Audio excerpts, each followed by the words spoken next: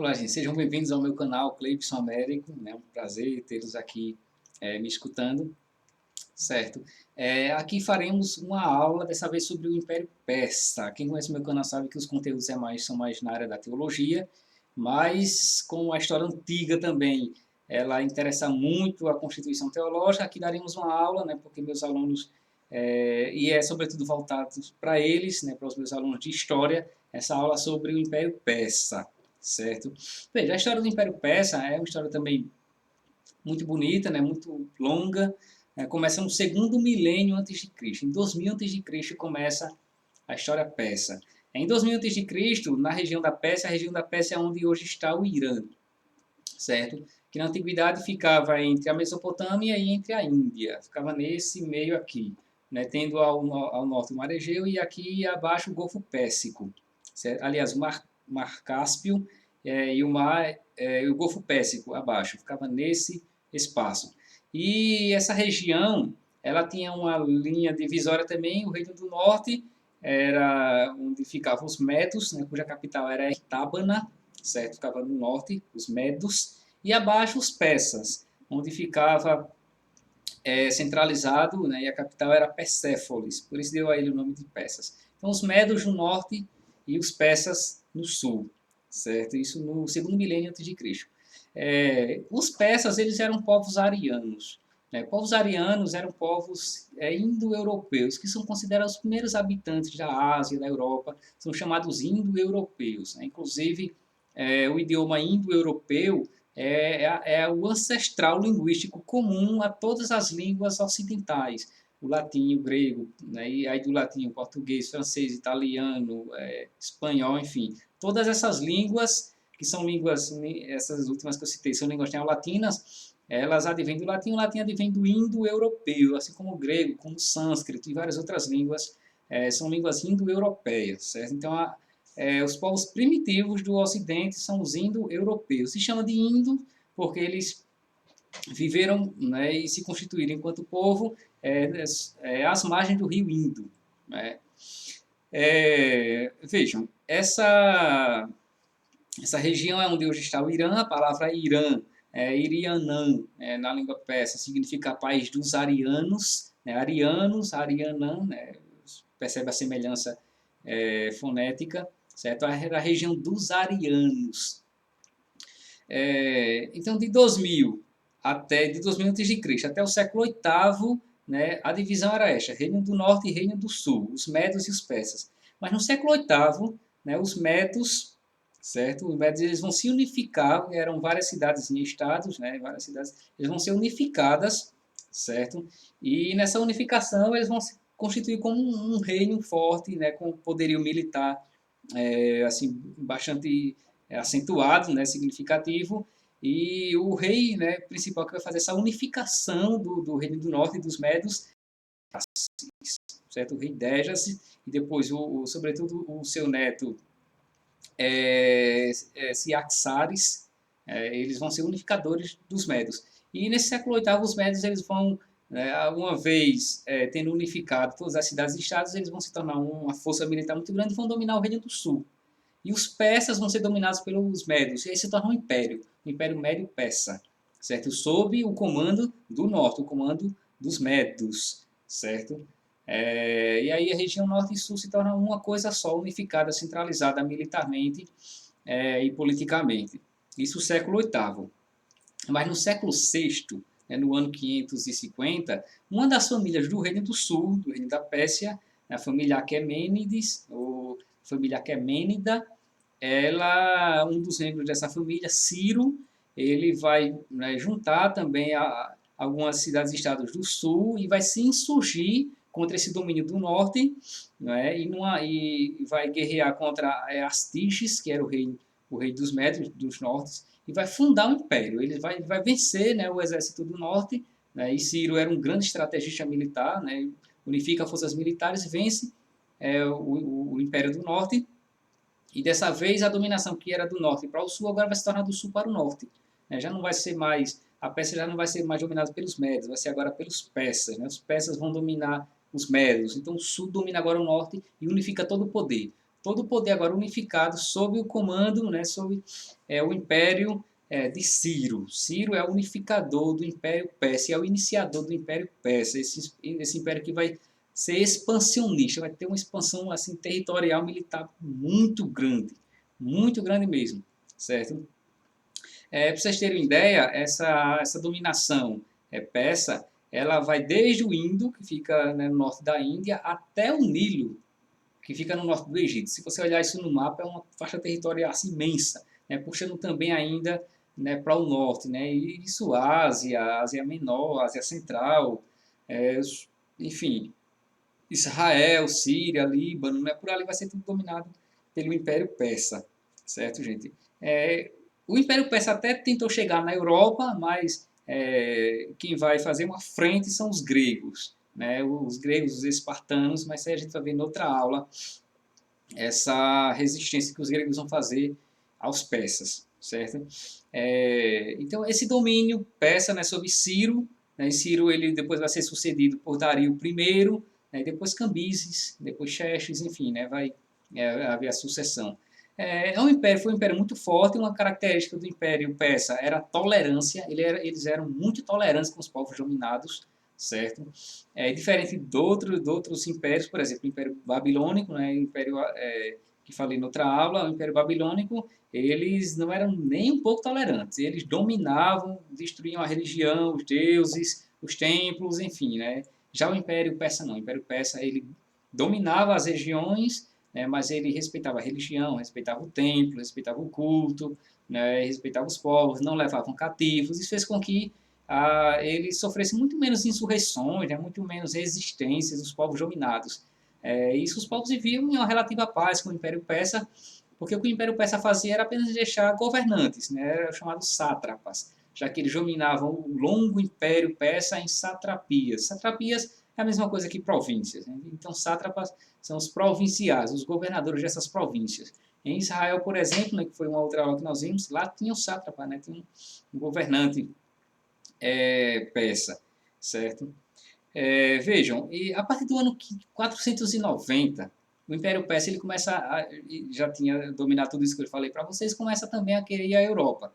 E começa a chamar as guerras greco-pérsicas, né, com o Império Macedônico, que já estava se constituindo como império sob Alexandre Magno, o Império Macedônico, que era o Império Grego, né, que é quem vai fazer frente aos persas, né, e quem vai depois engolir, né, suplantar o Império Persa, o Império de Alexandre Magno. Alexandre Magno também foi um grande estrategista militar, um grande general, jovem, né, mas com assim um poderio militar, uma inteligência muito grande.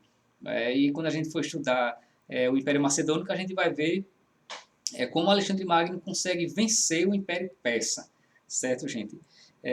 Mas aqui, né, como estamos falando do Império Persa, o Império Persa ele vai cair sob a dominação macedônica a partir do ano 334. No ano 334 é quando Alexandre Magno consegue, de fato, derrubar o grande Império Persa, o Império, né, de Ciro e seus sucessores. E aí Alexandre Magno vai dominar toda essa região que já era do Império Persa, né? Desde a Índia, né, o Indo, lá no extremo oeste, até o norte do Egito, no extremo leste, né, Europa, enfim. O Império de Alexandre Magno também foi imenso. Então isso aqui é um pouco sobre a história dos persas, certo? Os persas, depois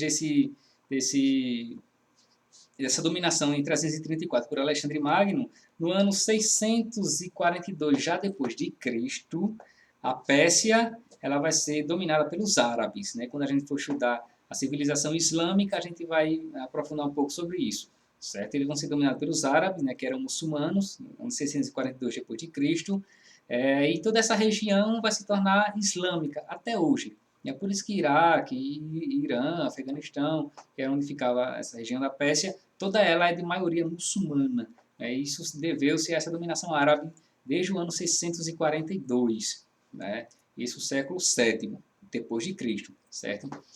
No século XI,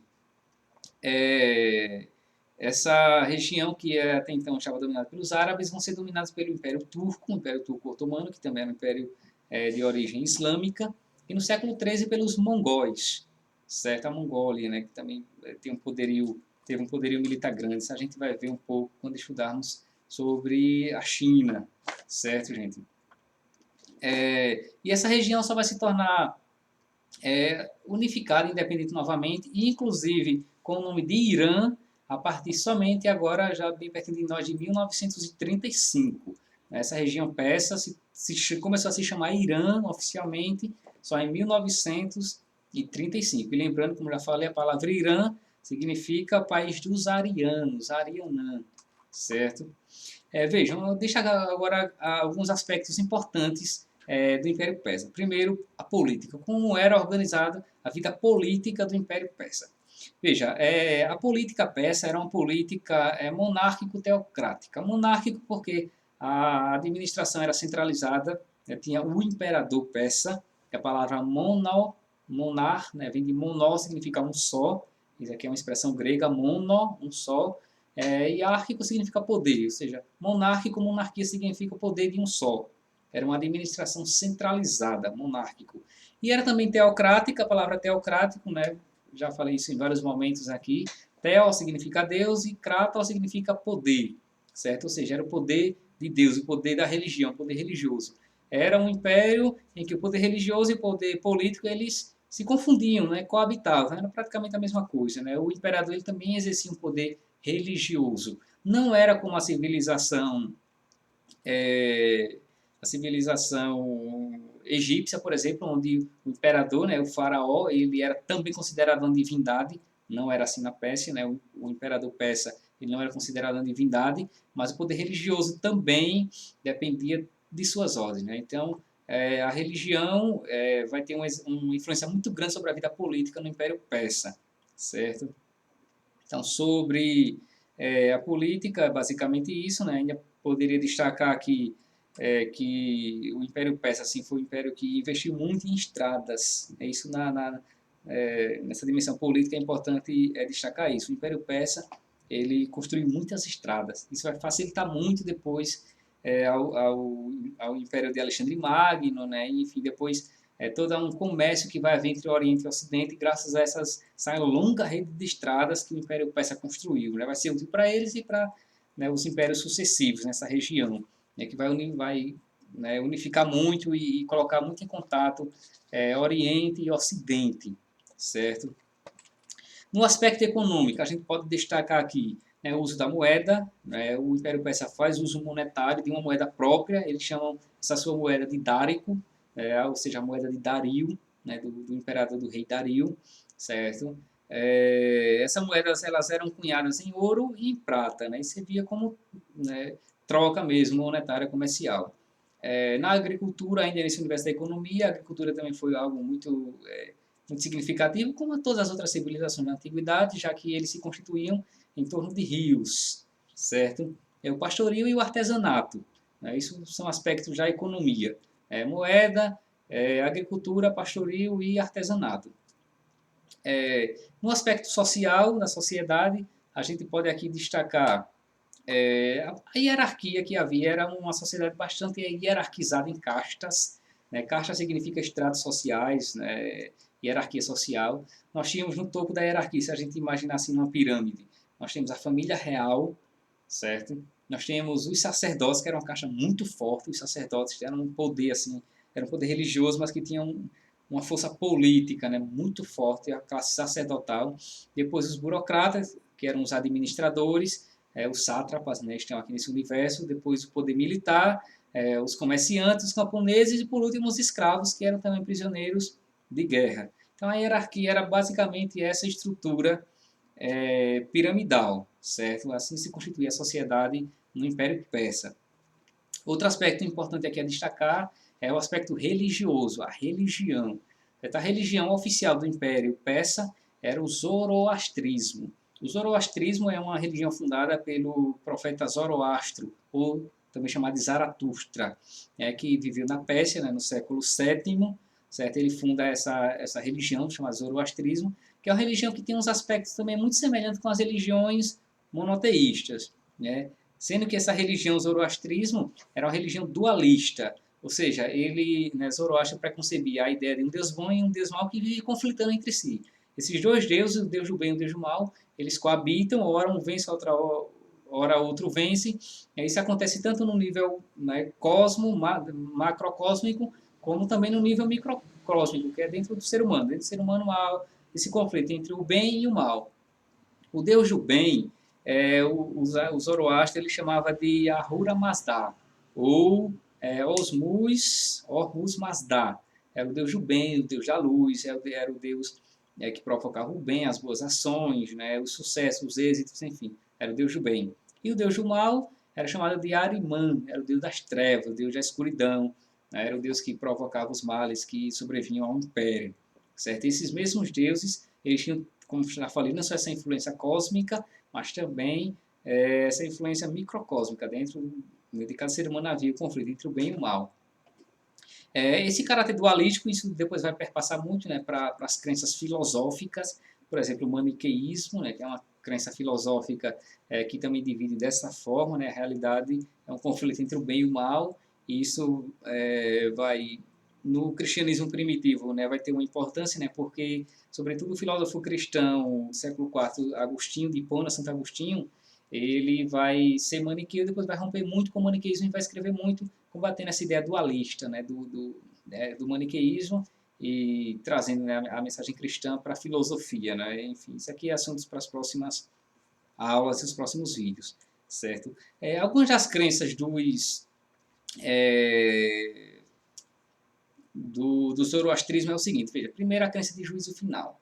Isso é uma coisa muito interessante, porque não eram todas as religiões da antiguidade que tinham essa crença de juízo final, mas eles conservavam essa ideia que haverá um julgamento final de toda a história. Né? Isso aí é o que também depois vai entrar no cristianismo, essa ideia de julgamento último, final, onde toda a história vai ser recapitulada e vai ser julgada, né, sob juízos divinos, certo? Então, a ideia do juízo final, a ideia de imortalidade da alma, que não eram todas as religiões que tinham, certo? Mas o zoroastrismo tinha isso de modo muito bem definido, certo? A ideia de imortalidade da alma, os hebreus também tinham, alguns povos tinham, outros não tinham, certo? Imortalidade da alma. Depois, a ideia da vinda de um Salvador. Isso aqui é interessante, né? Porque Zoroastro, ele tinha essa ideia que um dia virá um Salvador. Ele chamava esse Salvador de Saoshrian. Saoshrian seria um Salvador que nasceria de uma virgem, que morreria, que ressuscitaria e que viria para trazer, né, dias melhores para todo mundo. Isso aqui vai se parecer muito com a ideia cristã, não é, do Salvador Jesus, certo? Há quem diga que houve uma influência, né, o de lá, o de cá, enfim, mas o fato é que ele também tinha essa ideia de um Salvador e que Salvador viria, né, para redimir tudo. Agora, uma característica do zoroastrismo é que eles não tinham templos, eles não tinham esse costume de construir templos e cultos, né, eles não tinham essa característica. Porque se a gente lembrar, por exemplo, a civilização hebraica, ela tinha um templo, tinha sinagogas, a civilização mesopotâmica, né, tinha os seus igurates, né, que eram os templos. Mas a civilização persa não, ela não tinha essa característica, certo? Era um pouco religioso, mas não cultuavam dessa forma comumente igual aos outros, certo? E o livro usado, né, pelos persas era o livro chamado Zen Avesta. Zen Avesta era um livro sagrado para eles. Que continham os ditos sagrados, né, continha a moral, continha os princípios éticos, né, os princípios divinos, enfim, era no Zen de Avesta, certo? Então, isso aqui sobre a religião é basicamente isso. Isso aqui é mais importante saber sobre o aspecto religioso dos persas. Eles não foram um povo assim muito original culturalmente, né? Porque como eles assimilaram vários povos, então eles também assimilavam a cultura, a arte, né, de outros povos, certo? A sua cultura é mais de assimilação, não é muito de produção original. Eles não tiveram muito essa característica, certo, gente?